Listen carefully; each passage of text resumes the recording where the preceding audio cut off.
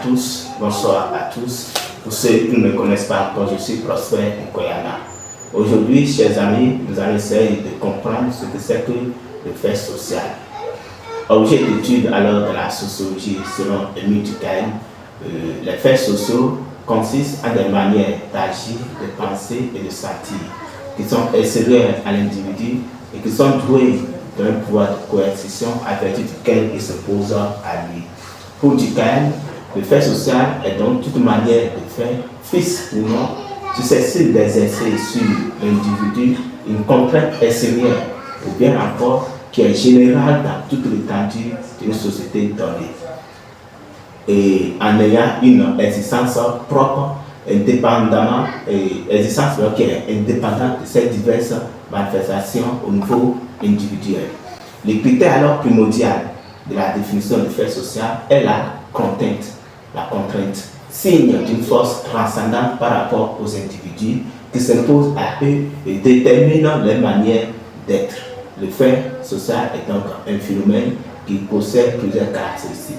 Alors, quelles sont alors les différentes caractéristiques du fait social selon Émile Durkheim? Pour lui, le fait social a régi 4 caractéristiques. Le premier est l'extériorité. L'extériorité du fait social. Pour lui, le fait social est extérieur à l'individu et s'impose à lui. Les faits sociaux préexistent à l'individu. Ils existent, selon lui, indépendamment de sa conscience et sont issus de la vie collective. Alors, la deuxième caractéristique est la coercition.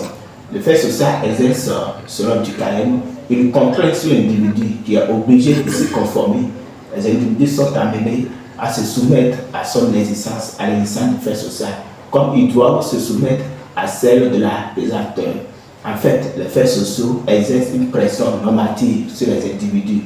Ils sont contraignants à raison de leur puissance impérative et de leur pouvoir coercitif.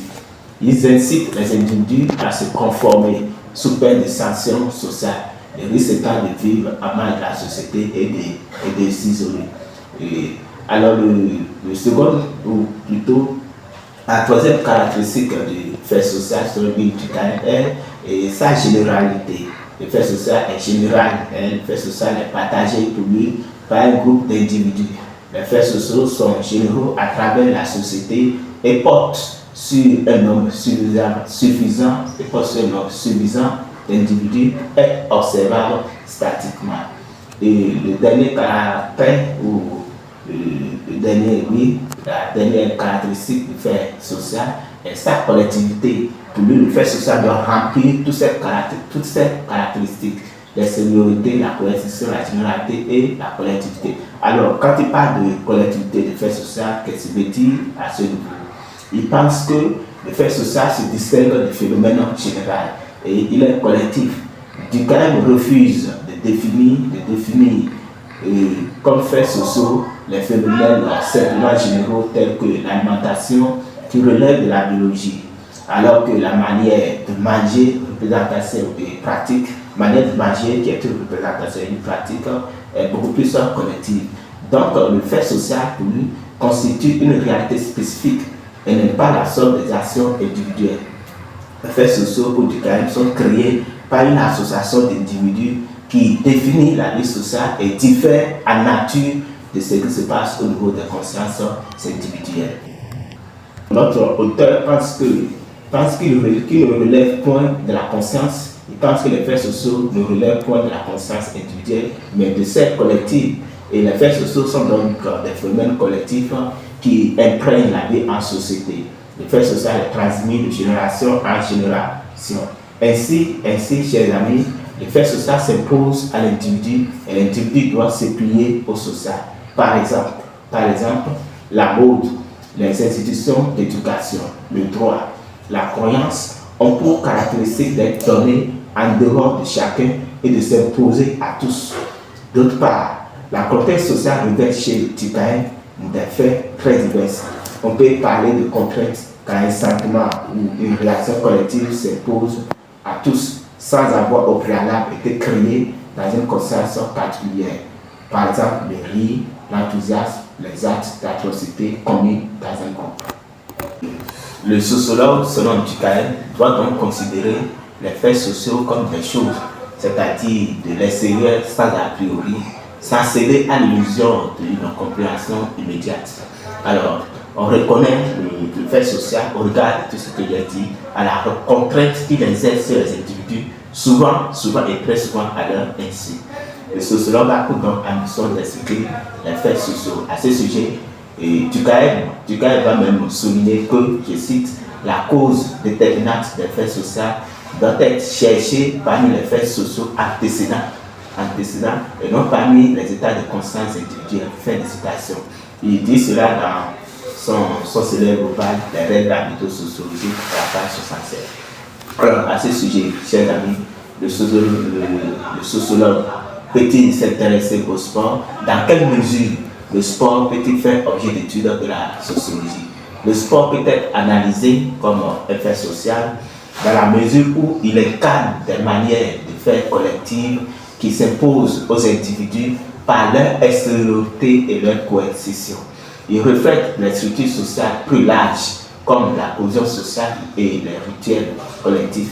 En termes de rituels collectifs, on peut parler par exemple de l'exécution des hymnes nationaux lors des matchs dans les compétitions internationales, dans le cadre de football.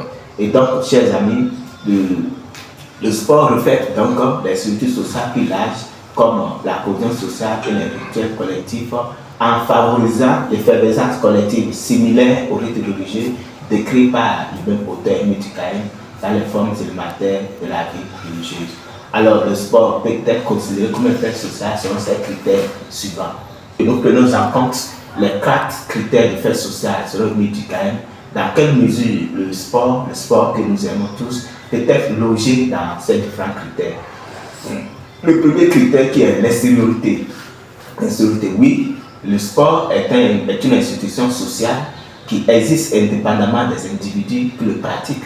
Les règles, les normes et les valeurs du sport sont définies par des organisations et des institutions qui dépassent l'individu. Et ces organisations peuvent être par exemple le CIO, le Comité international olympique, la FIFA, la Fédération internationale du sport, la CAF et les fédérations nationales de toutes les disciplines sportives qui régissent, qui dictent des lois, des règles de conduite qui s'imposent aux sportifs, aux athlètes. Et ces règles de conduite sont extérieures à eux, plus ils peuvent exister à eux, ils vont continuer à exister après leur disparition. Alors le deuxième critère, la coercition. Oui, ici aussi le sport s'y retrouve. Le sport exerce une contrainte sur les individus qui le pratiquent, qui doivent se conformer aux normes et aux règles établies. Il impose donc des règles comme le fair play, qui est une règle primordiale dans la pratique du sport. Et même les individus sont obligés de s'y plier sous peine de sanctions sociales comme l'exclusion ou le jugement similaire au langage ou au droit. Le troisième critère de fait social, la généralité. Là aussi, le sport est une activité partagée par un grand nombre d'individus qui se reconnaissent dans les mêmes valeurs et les mêmes pratiques.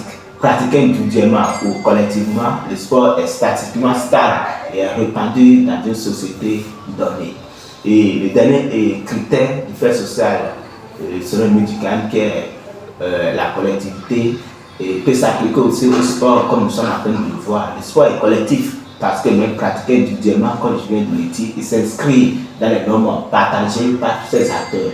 Le sport est transmis d'une génération à l'autre et à travers l'éducation, la famille et les médias. Il s'ensuit que le sport peut être bel et bien fait l'objet d'études de la sociologie, cette science que nous aimons tant. Alors cependant, il est important de noter que le sport est un phénomène complexe et de multifacettes, complexe et multiforme, qui peut prendre des formes différentes selon les cultures et les contextes. Certains aspects du sport peuvent ne pas correspondre aux critères de Durkheim. À titre d'exemple, le sport peut être appliqué de manière individuelle. L'athlétisme, l'athlète Noélie Yarou, celle berlinoise qui fait les 800 mètres, pratique le sport seul, ce qui pourrait donc remettre en question la généralité du phénomène. De plus, les règles et les normes du sport peuvent évoluer au fil du temps, ce qui pourrait affecter la tradition du fait social. Par ailleurs, il faut être honnête Et remarquez que Durkheim, dans les faits, l'un des pères fondateurs de la sociologie, n'a pas directement théorisé sur le sport. Cependant, ces concepts s'appliquent via ses disciples et la sociologie du sport. Alors, chers amis, en définitive, que retenir plutôt lorsque nous parlons de fait social et du sport? Si la sociologie est comprise comme étant l'analyse scientifique de la société qui repose sur le fait social, par exemple la pratique de fitness, on peut retenir que le sport peut être pris comme un fait social selon les critères de Durkheim. Cependant, il est important de prendre en compte la complexité et la diversité de ce phénomène. Alors, mes chers compagnons de route, nous voilà à la fin de notre présentation sur le fait social, sur la relation qui peut exister entre le fait social et le sport. Si vous avez aimé, je vous demande de liker, de commenter, même d'activer la cloche de notification pour recevoir nos publications ultérieures. N'oubliez surtout pas de commenter, de nous donner vos impressions et même de critiquer ce que nous sommes en train de faire sur l'approche qu'on peut avoir sur le fait social et le sport. Tout ceci contribue alors à une meilleure compréhension de notre objet qui fera désormais notre débat ici, le sport et la sociologie. Merci infiniment à vous, portez-vous bien et à très bientôt.